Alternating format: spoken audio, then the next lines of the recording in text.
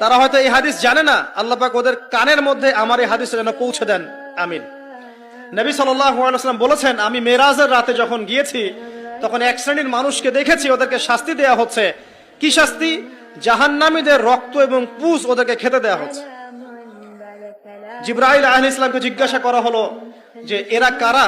তিনি বললেন, এরা আপনার উম্মতের সেই সব ব্যক্তি যারা মাদক দ্রব্য সেবন করত।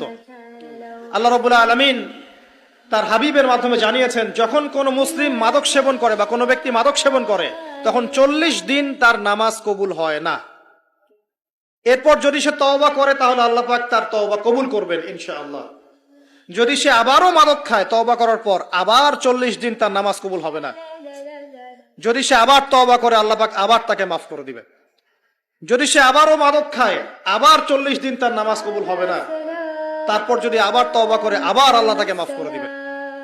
এরপরেও যদি সে আবার মাদক দ্রব্য সেবন করে, নবী সাল্লাল্লাহু আলাইহি ওয়াসাল্লাম বলছেন, তাকে আল্লাহ রাব্বুল আলামিন পরকালে মৃত্যুর পরে তিনাতুল খাবাল পান করাবেন। তিনাতুল খাবাল।